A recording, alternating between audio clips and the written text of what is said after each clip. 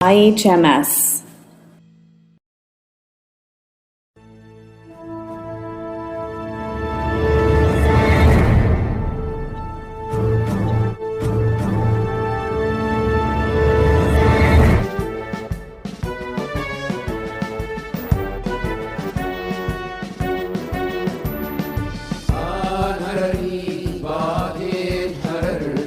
Think about it. I loved it. It was so insightful. It gave us a different perspective. Having somebody document, being able to take... Traveled so many times, living in Ethiopia, I basically didn't know anything about her. She's very educated video, well detailed, well prepared.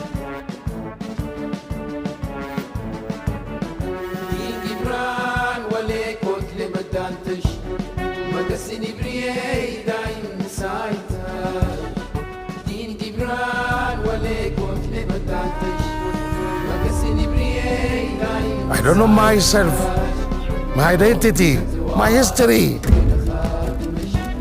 Is living a comfortable life worth losing your faith? At that moment I said, okay, I'm going there and I'm not coming back.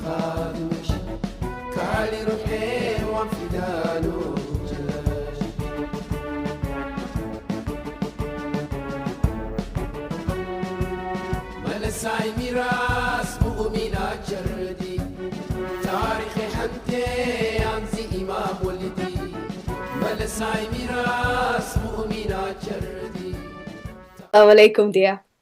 Alaikum assalam. Thank you so much for joining me this evening and for being willing to share your experience with us at IHMS. Also, thank you for everyone at IHMS for bringing this together. We are really excited to speak with you and also be at the screening and watch the film. So thank you so much today. And I will just get started because I have a lot I want to know about you, and I'm sure our viewers are as excited as well. So I will ask you to introduce yourself. Who is Dia? How would you introduce yourself? Okay. Assalamu alaikum. Thank you for inviting me. It's an honor for me to be here with you on this discussion. So my name is Dia. I'm part of documentary series team, which name is Unexpected Muslims. We've started this project about 8 years ago, and the idea was to discover Muslim communities that have experience of how to preserve their cultural heritage, and also how to live in environments where they needed to defend their specificities.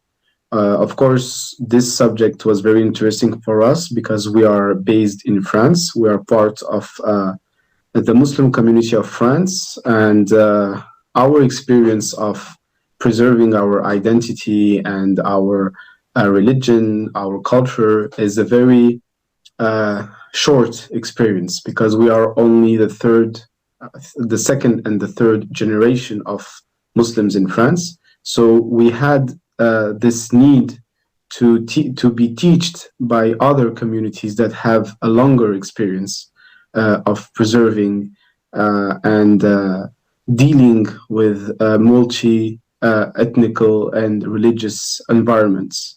So that's how we started this project. Our first documentary was in Bosnia to discover the native Muslims of Europe.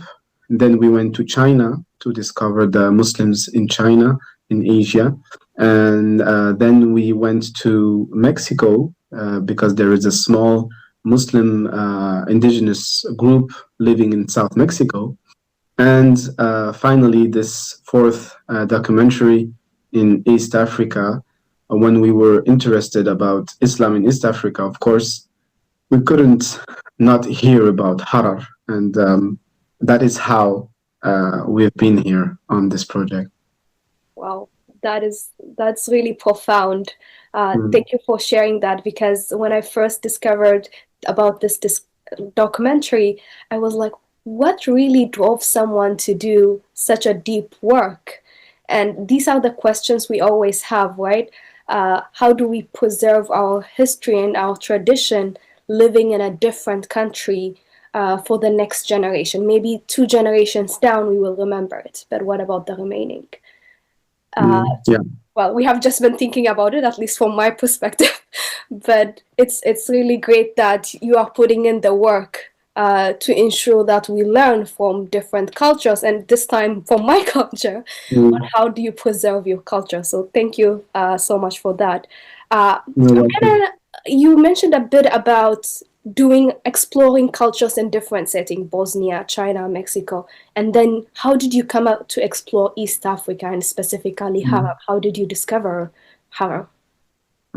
So basically, the idea was to produce a documentary by continent for the first phase of the work. So Europe, Asia, America. And when we came on to study history in Africa, we didn't want to study North Africa because this is where we come from. We didn't want to study West Africa because we know those stories, and they are mostly majority Muslims. So we were having East Africa or Central Africa as spots. And of course, as Muslims, East Africa, we have a particular relationship with East Africa because with East Africa because we all learned about the first hijrah in Habasha. So every Muslim knows at least the idea that Sahaba went to East Africa. So of course, that was the first door that we opened. Was this very naive question, like what did the descendant of the Sahaba became?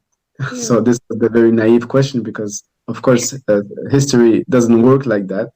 But when we studied more and more about how Islam came to East Africa, of course, we learned about Harar.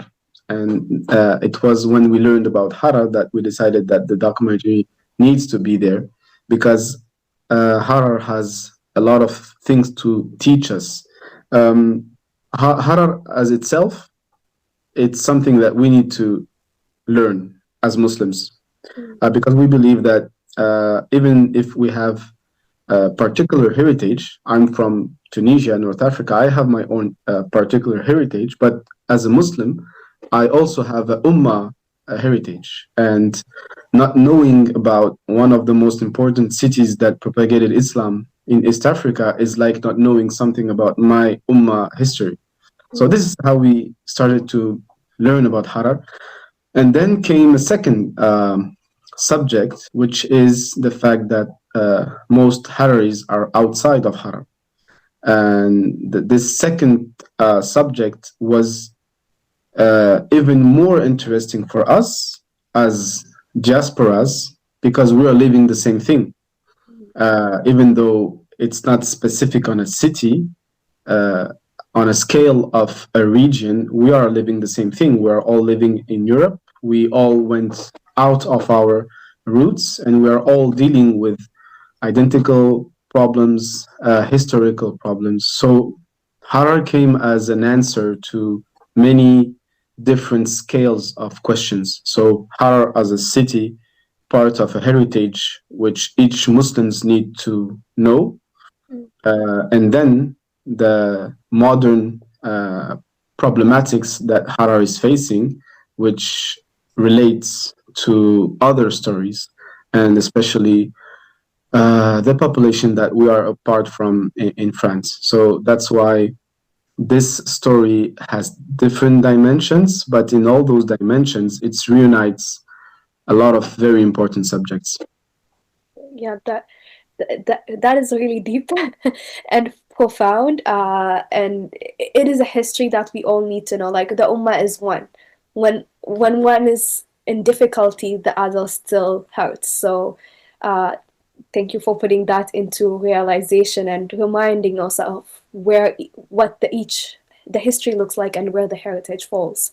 I haven't seen the film, and I'm sure most of the audience have not yet. We are all excited, but we have not seen it.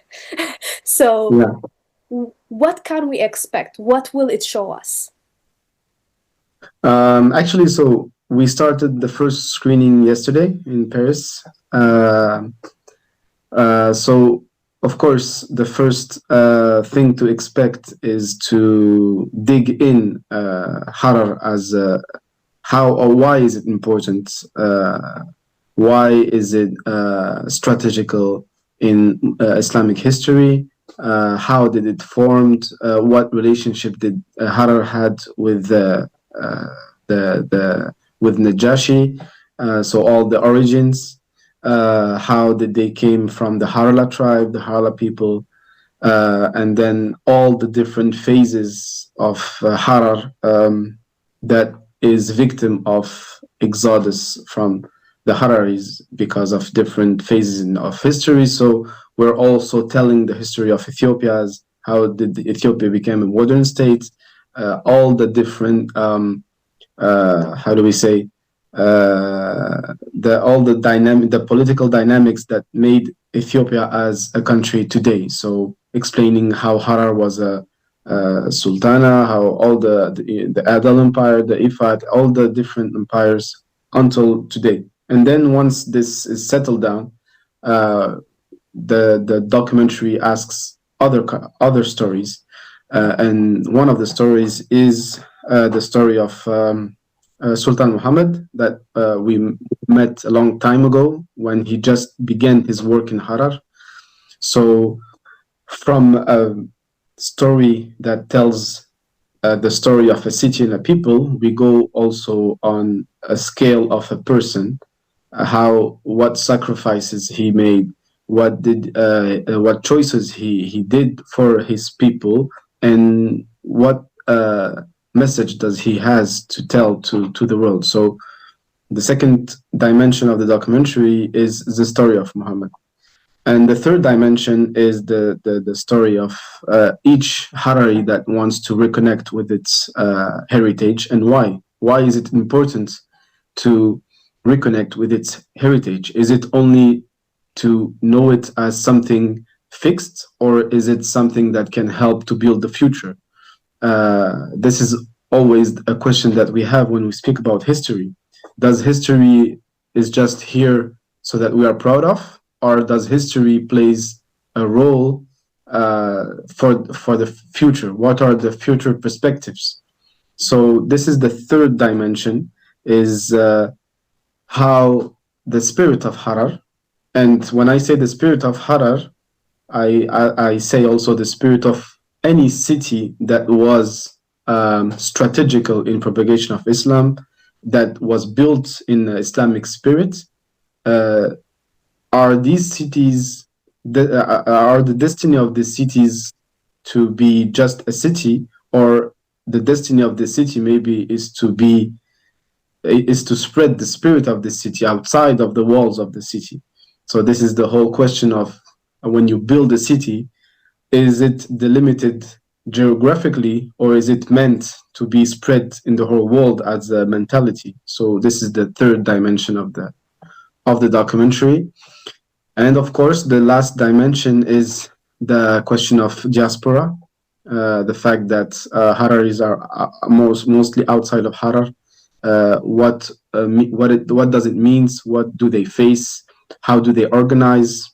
Of course, we went deep into the different traditional organization as the Afocha, for example. Why is an Afocha important for the preservation of an ethnical group, of a culture, of a religion?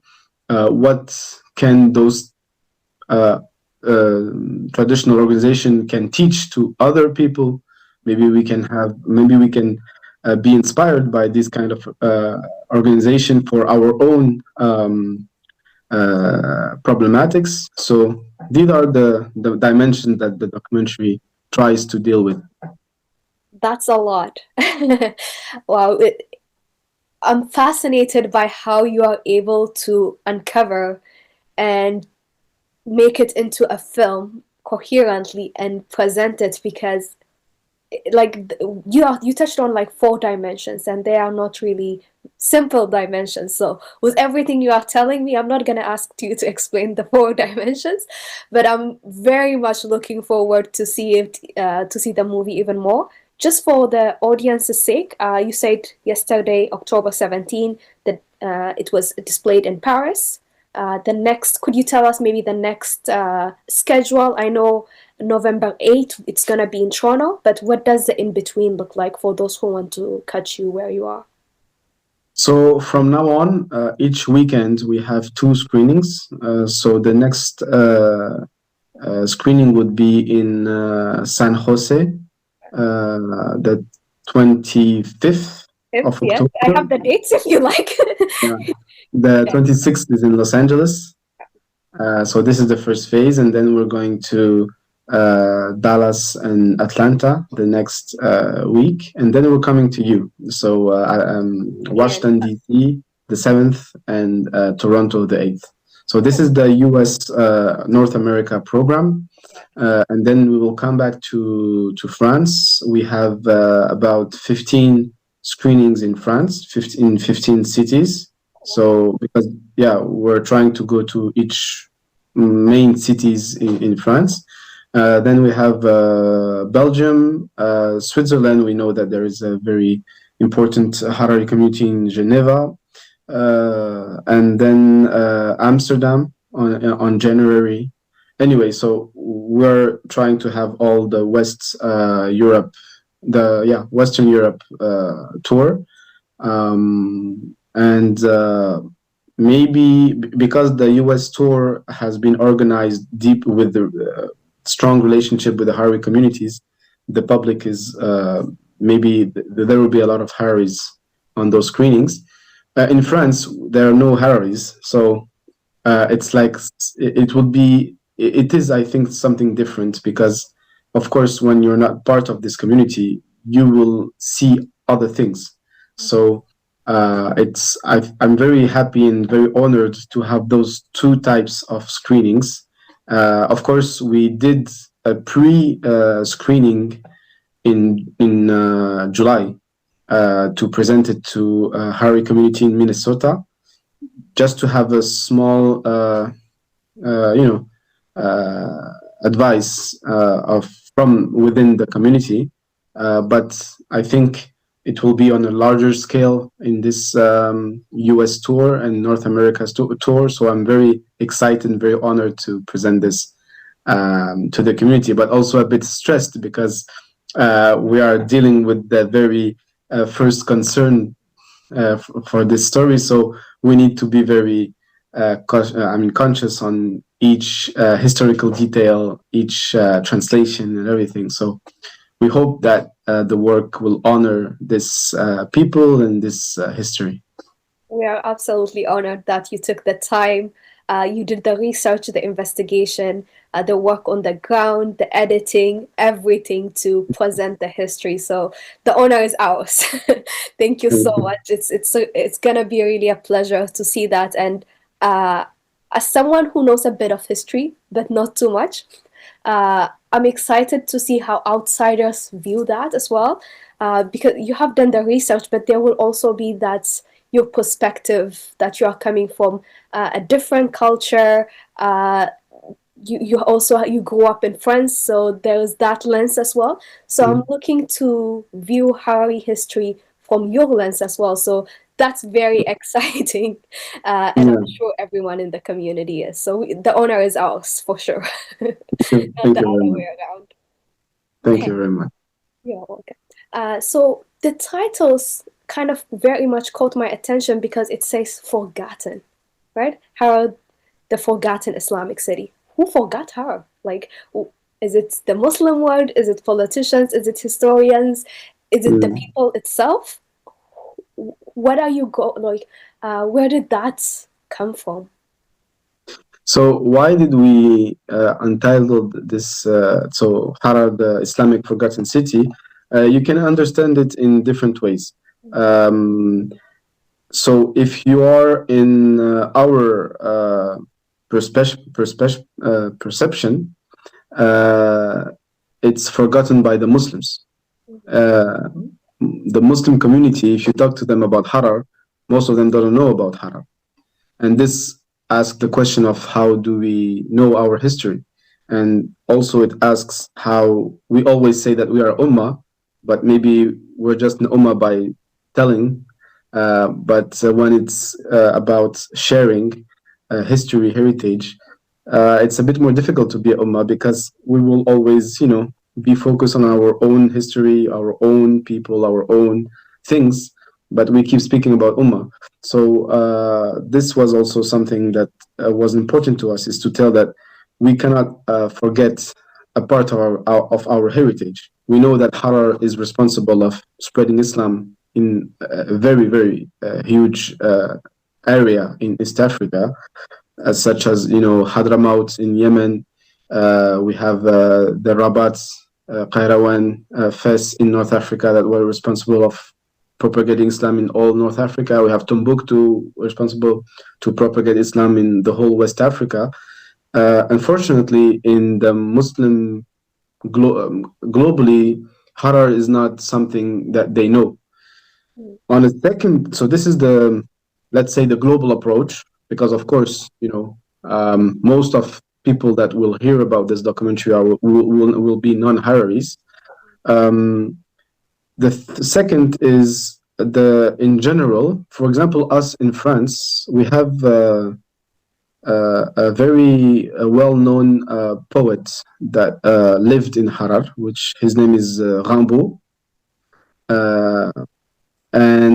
I mean, this story is not very important for Harar, but it's the only connection that French people have with Harar. So they don't know anything about Harar, but they know that their famous poet was there. So this is also something a bit for us bad, because it's like you just, synthesized 1,000 years of history of just one poet going there and living just to make business with coffee, So this is also something that we want to change. Harar is not just this poet. And actually, we don't even speak about him in the documentary because it's not relevant for the story. And this is also something that we wanted to put in. We put it in all our documentaries, is to re-centralize the narrative. We're not speaking on a Western side point of view. We're trying to go back on the local side point of view. And the third reason why we did this title, it's because even with the Hararis we're talking with inside Harar, there was this need of saying that Hararis outside of Harar are not aware of the danger that Harar is facing because of the population going and its people not living in the city anymore. So even even though the two point of view, I knew them because of my non-Harari point of view, I discovered that even in the Harari community, there was this idea that the Hararis are not all aware of the danger that the is facing. So that's the reasons why we call this Harar the Islamic Forgotten City. Yeah, there's a deep history. You touched on a lot of important points. Like, as an ummah, we say we are united, but there are questionable moments where you are like, are we really? But also there's a lot of judgment within the ummah, like this nation or this particular people, or they are not supporting, they could support better, or like there's a lot of criticism and not giving the benefit of the doubt. We sometimes look at the powerful nations and be like, let's just throw the stone at them because they could have done so much more. But we don't try to understand or be compassionate to our ummah. So there's a lot that can be said, and it's great that you brought in this perspective. It's important for us to know about each other, but also to be compassionate and give the benefit of the doubt, because if you are not giving it to your ummah, who are you giving it to? If you are not knowing your ummah, who are you gonna know, right? And going back to your third point of being forgotten even within their own community, like the struggle that exists in Harar. I'm sure your film touched upon it, but there's a lot of history where Hararis were thrown into different cities and countries for so many reasons. And so they created their community within where they live, and then it's like, oh, we exist because our culture is still thriving in where we are, right? So you kind of get that disconnect of not knowing what's going on in the city you left behind maybe a generation or two ago. So yeah, I'm very much looking forward to it.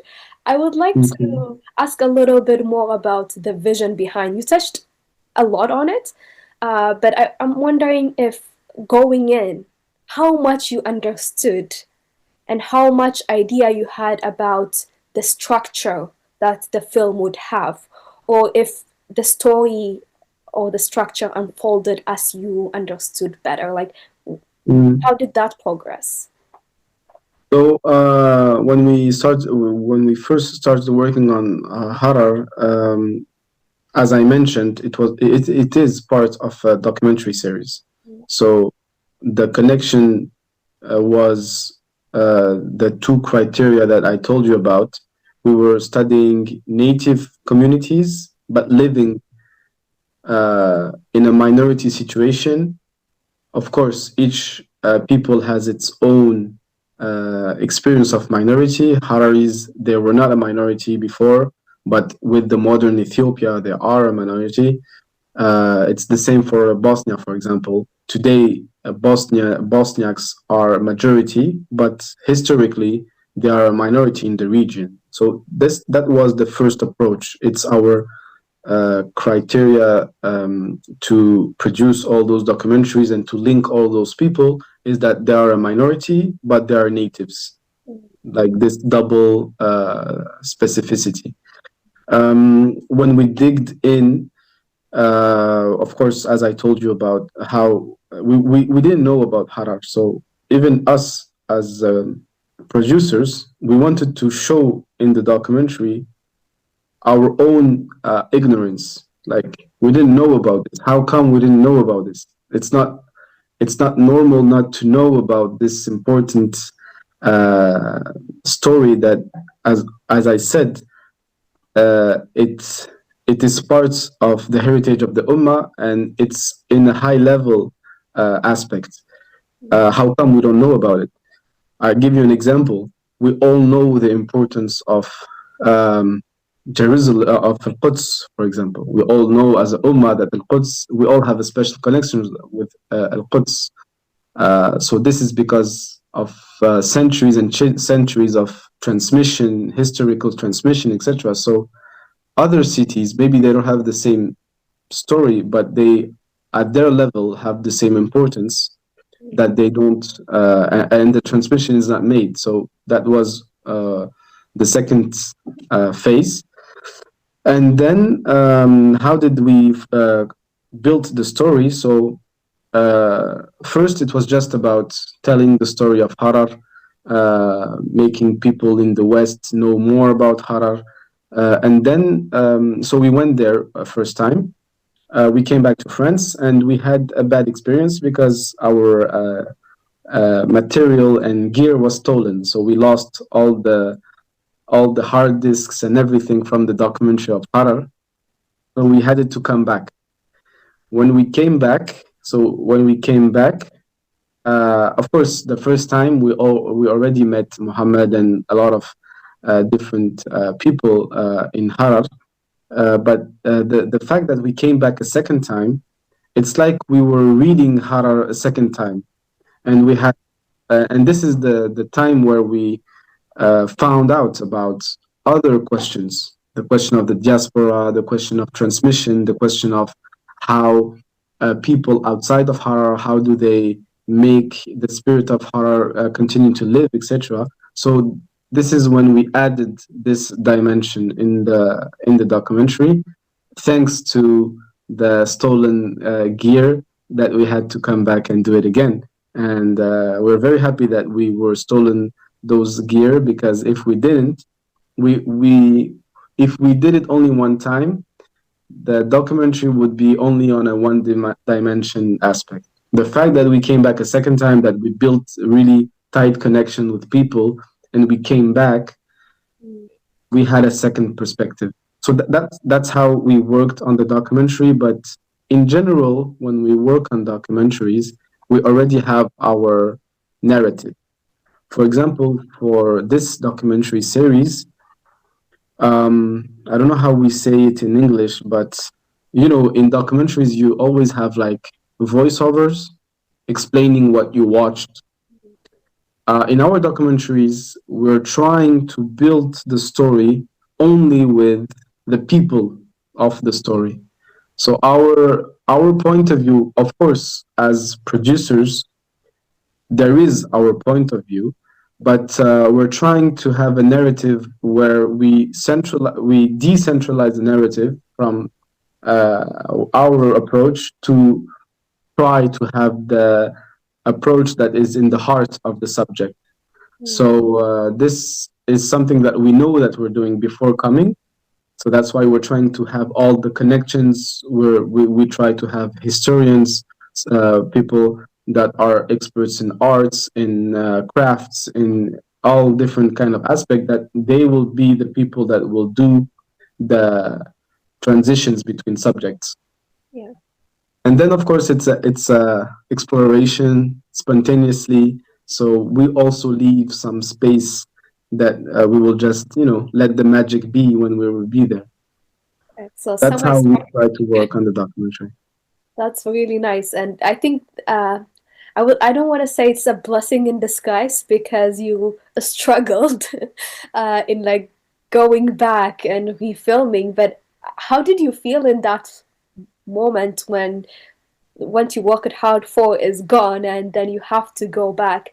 How did that work? What were the challenges associated with that? Well, actually, we were stolen everything, not just Harar. All the gear, all the hard disks. Like we had like 20 hard disks of different things, you know. So we started all over. We thought that I thought I would just change my job and be a taxi driver or something. So it was very difficult, but you know.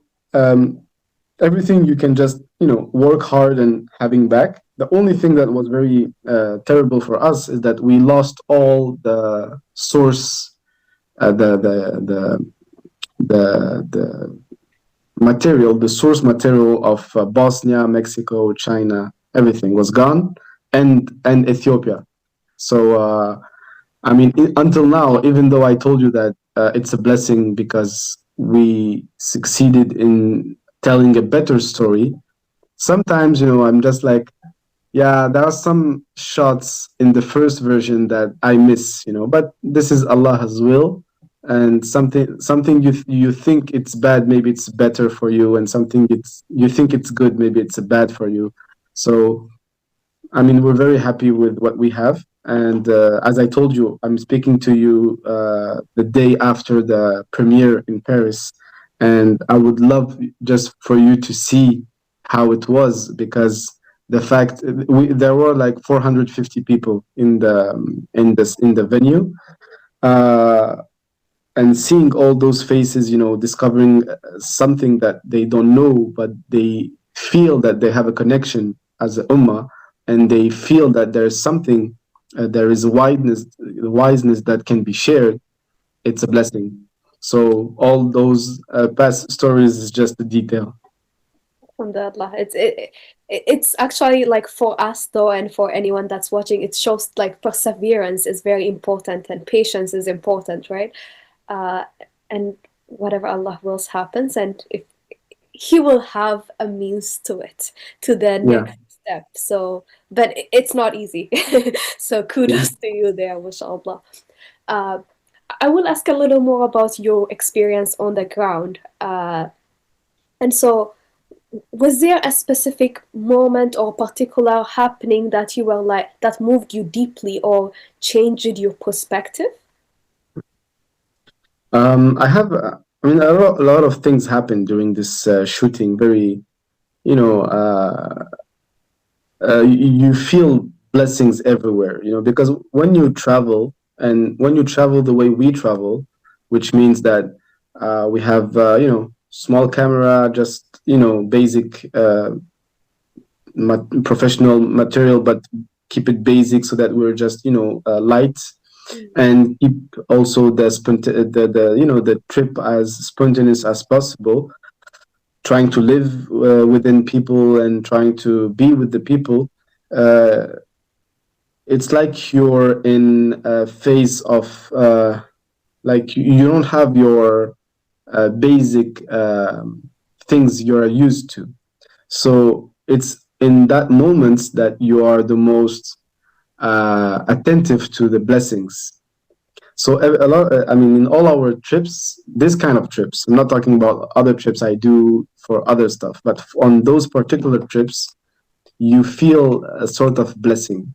So the first blessing was Sultan Muhammad. At that time, I mean, the connection was very easy, but also very deep, because what we were looking for at that time, it came also in somehow he was also looking for something, and without knowing, our motivation and our will to tell the story came in a specific phase in his life, bringing this, making this possible.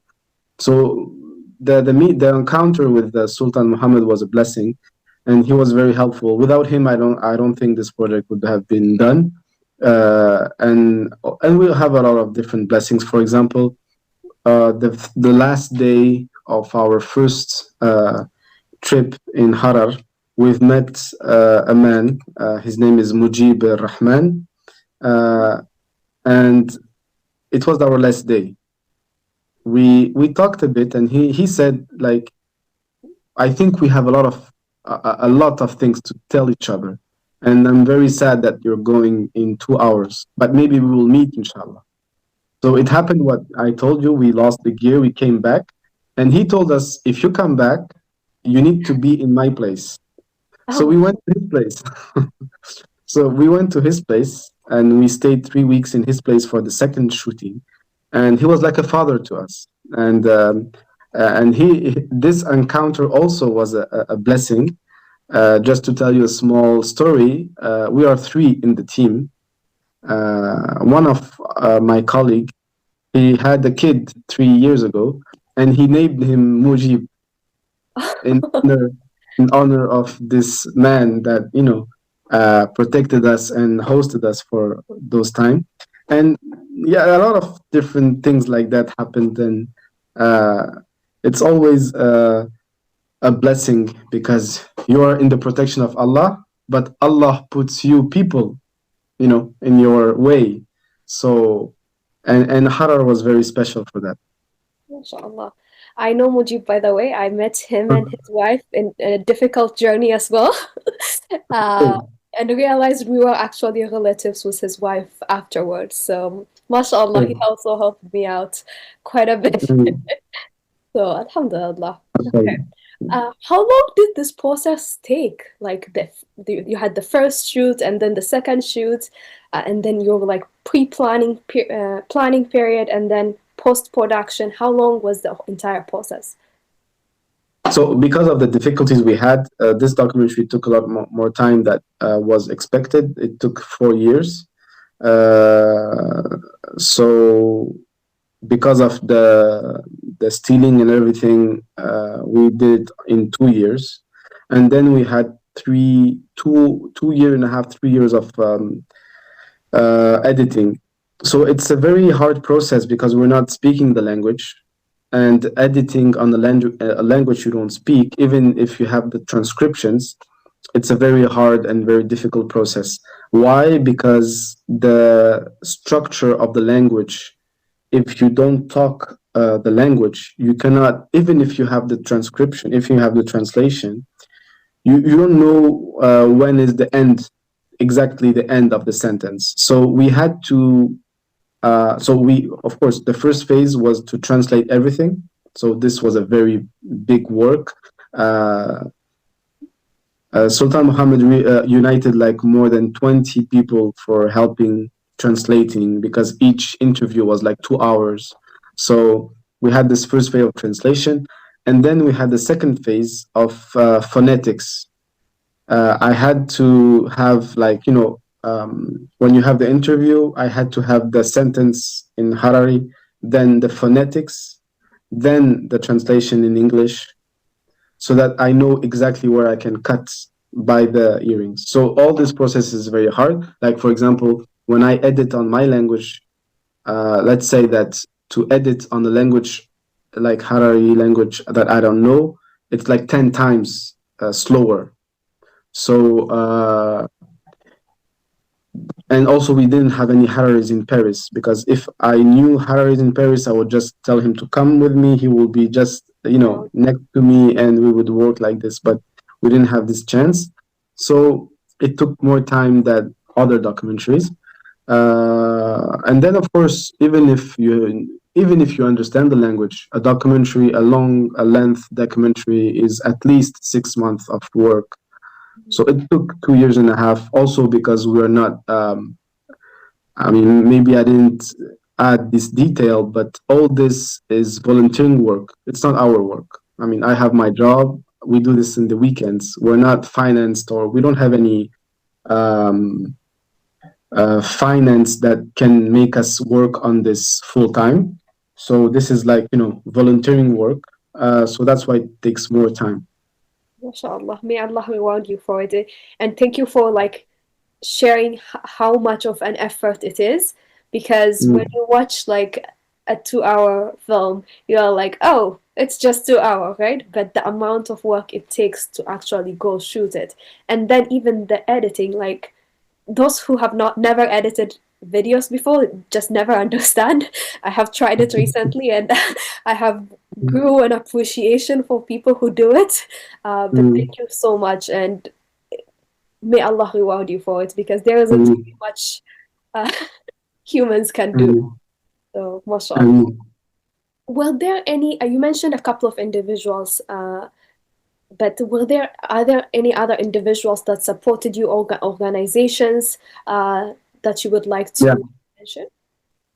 Yeah, when we were there, someone named Yasin, that was part of the official administration of Harar, he was a huge help. Of course, we had to ask the permission of the administration for filming. But he didn't just tell us, yes, you can. He helped us. He came in some of the shootings. He was very, very dedicated. And of course, all the people that helped us were the people that are participating in the documentary, because some people did it 2 times because we went back. So they didn't understand why we're coming back, but we tried to explain. So we were a bit ashamed, it's not very easy to tell someone, okay, all the thing we did, we need to do it again. Maybe the person will think that you're not serious, but they were very, very happy to help, very dedicated. But if I can share a name, Yasin from the administration, he was a huge help. I'm glad you had at least some support and help. You mentioned this is a volunteer, right? The resources are limited. But if you could give us a sense of a scale for how much resources and budget this would take, would you have a ballpark figure? Well, it's difficult to budgetize on those types of projects, because so this is a volunteering work. This is volunteering, but my job is in this field.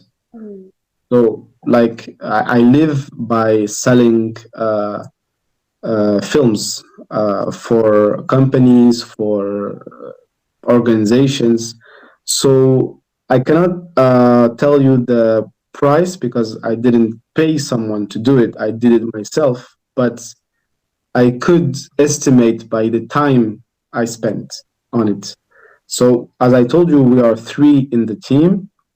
And I think if we can convert time for money, those kind of documentaries, you need at least, if you don't have the time, but you have the money, Yeah. Those kind of documentaries, you need at least 20,000 euros. Inshallah. Like, Yeah. if you give me 20,000 euros, for example, Yeah. I would do it in 6 months. Okay. Yeah, like I will have a team. I will. Everybody will do his own job. The one who is shooting, he will shoot. The one who is editing, he will edit. The one who will do the color will do the color. The one who will do the audio mixing will do the audio mixing. Everybody will do his job. Yeah. And yeah, if you want to have an idea, independent travel documentaries, if you count all, I think you can handle 20,000. I think you can do something good. But as I told you, we didn't spend 20,000 because we spent it on time, not on money. Even though there are things that we had to make it by other people. For example, I'm not a sound engineer, but I wanted the sound to be really professional. And so I worked with a sound engineer, and he was paid to do the sound. And it's funny because he comes from Atlanta, and he told me just like this, like he just told me, because we were working together since 6 years on different stuff, and he was like just telling me, oh, if one day you come to Atlanta, just let me know. And I just told him, like, we're coming to Atlanta, so you will come to the to the screening and hear your work. So it's funny because he will come. But yeah, so this is, if you want some details, these are the details of that. Yeah, I'm sure. I'm sure there would be like people that are curious to know, and also it gives us a sense of like you didn't spend the money, but you spent the time, and I'm sure you're not saying it now, but there has to be some costs like with the sound engineer, your travel costs that you had to cover. So Yeah. it gives us a sense of it's not an easy work. Mm. Okay. I want to go to like some reflections in terms of you have already told me a lot about like what you hope this will show people, but I want to still make it structured and hear from you. What is your takeaway from the experience? Did you learn any lesson or a perspective? Did you have any perspective change personally? It will depend on who I have in front of me. So as I told you, what I will, my conclusion as a non-Harari or someone who just discovered this from the outside, even though we share a common deen, it would be two things. It would be, it would be how magnificent the fact that a city is built on the very principles of Islam, and Harar is a city that represents this very well, and you see it and you feel it and you live it when you're there. Everything has Islamic symbol. What I would say to all different diasporas, Muslim diasporas in the world, is that the example of Harar is very important because it tells you how culture, in a way, protects religion. Why do I say this? It's because, for example, for us, we have debates in our community saying that culture and religions, they are fighting against each other. Sometimes we'll say, oh, you're following your culture, you're not following your religion, etc. And the example of Harar is an example to say, look how culture can make a deen more strong, because the culture is built within the deen, even though the culture is also, rooted in its very own land and its very own specificity. So this is something as a non-Harari that is very interesting, very profound, because we're seeing how culture and religion is just working together to make each part more, stronger. Of course, the second aspect is the question of diaspora, which, as I told you, it's something that is very, very interesting, very important for us. Is, even though we are far from our homeland, how do we preserve? How do we transmit? How do we make the next generation rooted in their new life, but with their history working and being dynamic and being open to the future? How do you articulate your heritage and the fact that you need to see future perspectives? And again, the experience of Harar, uh, or maybe I would say the struggle of Harar, is something very interesting because it echo with our struggles of different Muslim diasporas. So that would be the two things that we keep in our mind when we see the documentary, and that are the things that we transmit. Because just to tell you a small detail, we are living in France, and it's very, the integration system is very different than the USA or Canada, because we have this kind of assimilation process where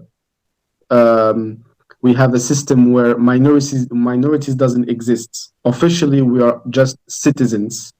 So we have this struggle of how can we be French citizens but without losing our heritage? To give you an example, if you take North African and West African, we lost our language on one generation. Like, parents came to France to work, kids doesn't speak Arabic anymore, for example. So we have this struggle of saying we need to preserve, and knowing about all those stories can help us and motivate us to feel the importance of preservation. I know there's a big Muslim community in France that have been there for generations, but I have never been there and I have not met many of them. So just looking at the media and the political arena, I'm concerned as a Muslim with what's going on, especially with policies. So I think knowing your identity and culture and being connected with your deen and practicing it is even difficult for our brothers and sisters in France. So I hope you take away something from this to preserve, and may Allah make it easier for you guys and make policies smooth, inshallah. Inshallah. On your point about culture and religion, I think it should be that culture should be, religion should mold culture, not the other way around. And I think our ancestors did a good job of doing that, being critical of culture and saying, does this fit within our religion? Or how do we shape it to fit otherwise? Now, with my generation, we just take the culture and we even take cultures from other places, and we are like, it's culture, and we kind of disconnected from religion, which initially shaped that culture. There was a purpose and a reason behind it. So we are struggling, right? So this is really important that an outsider is able to see how back in the days or traditionally religious took the lead and shaped the culture. And it's important for us to remember that. And as we move forward, look at everything from religion perspective and try to shape our culture as well. So thank you so much. I won't keep you long, but I will ask you, is there anything else from what we discussed so far that we have not covered and you would like to share?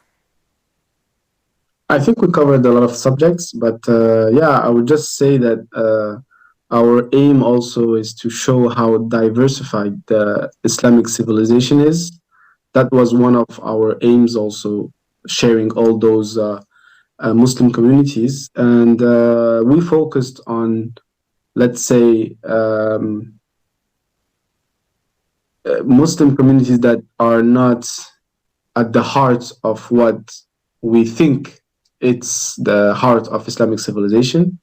That's why we studied all those communities. And the idea also is to celebrate diversity. There is a verse in the Quran that I like a lot, and it echoes on the work we have. It's in Surah Rum, verse 22. The verse says is in, I'll try to translate in English, but it says, Allah in the Quran, He always testify by something, by the alternate of night and day, by the mountains, by the river. And in this verse, it's only in this verse, so Surah Rum, verse 22, Allah testify by the difference of our colors and our expressions and our languages. And when I read this verse, I was saying myself, diversity is not just something funny, or it's not just something here to make it beautiful. It's something that is more profound. It's something that it's a blessing. Allah testified by it. So it's something that we need to preserve. And this is also how to live as a ummah, is how to live with all those Islamic cultures that are different, that have different approaches, different struggles, different artistical point of view, different visually, linguistically, all those differences need to be preserved because it's a blessing from Allah.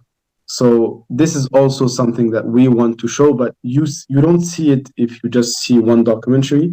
You see it when you see all the documentaries. So I hope also when we will do our tour, maybe we will encourage you to watch the other documentaries in Mexico, Bosnia, China, etc. If we want to watch them, are they accessible to the public? Like China, Bosnia, Mexico, are these documentaries released to the public now? Yeah. So those documentaries are available on video on demand platforms. I know in the US we have a contract with Ashab TV. I don't know if you know it. It's a small Muslim Netflix type of platform in North America. Its name is Ashab TV. But if you don't have any membership on Ashab TV, on our websites, on the website is Vimeo. It's like a platform of VOD. You can have access to those documentaries. Okay, thank you so much. And we will link them so that anyone who would likes to watch has access to that, because it tells, like you said, the complete story, gives you the big picture instead of just people can follow our journey. We're very active on Instagram. So if people want to follow us on Instagram and see our journey, our Instagram is Unexpected Muslims. That's it. Inshallah. What is next? Which cities or which forgotten Islamic histories are you looking to tell next? Is there a plan for that? Yeah. So the next documentary that will be released is in Bosnia, because it was the first project, but time went by and we got better in what we're doing. So we wanted to tell a more profound story about Bosnia, because the first documentary was very small. So we're working on a long length documentary in Bosnia, just as we did for Harar. And then on the new communities that we want to visit, we have the Kashi Muslim community. So it's Tibetan Muslims.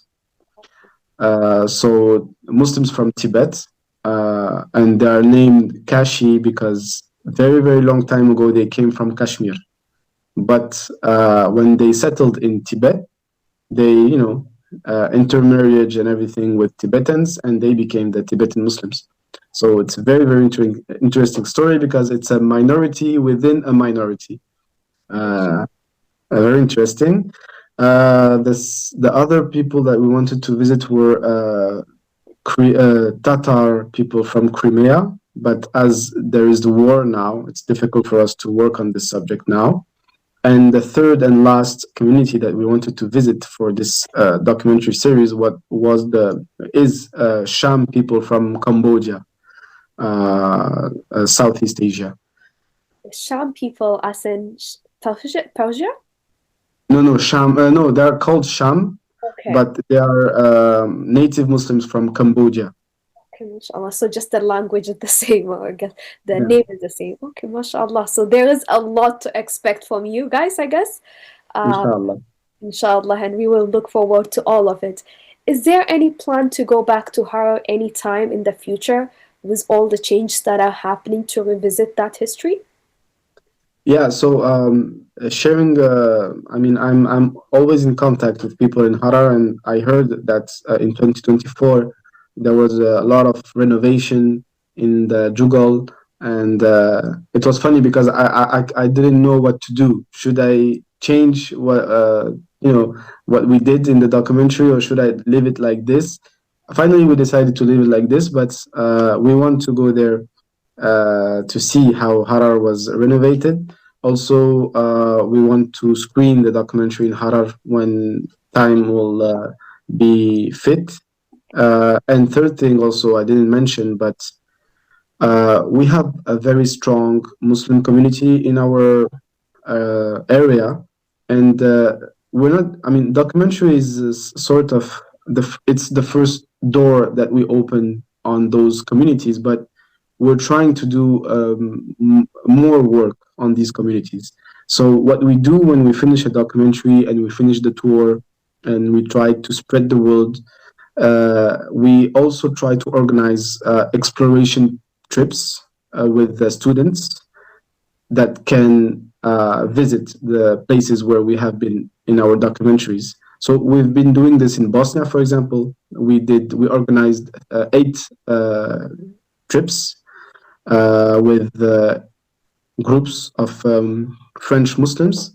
We're working on China and Malaysia, and we will add Harar in our 4th edition, where we try to build a 7-day program so that Muslims in France can discover Harar and can, be connected, because the idea is to connect, So a documentary is a good way, but we can go further, and this is our next step for Harar, is to try to connect the French Muslim students with Harar. We are connected with the Harari youth associations, so we will try to work on this aspect, but we will do it when we finish the tour.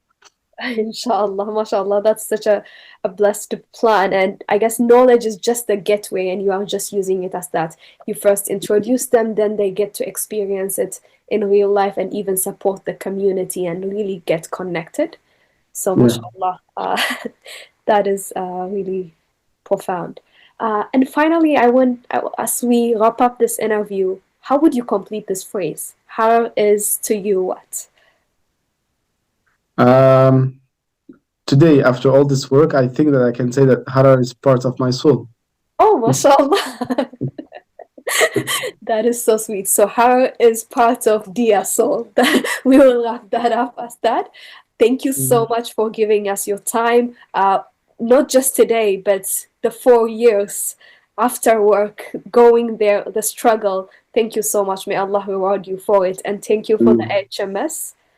For preparing this, connecting us. Thank you for all the people that have supported you along your journey and being a motivation for you. So, mashallah, there's just a lot of people that have put their time and effort to make this happen. So I would like to really extend my gratitude to them, and may Allah reward each and every one of them, inshallah. Thank you.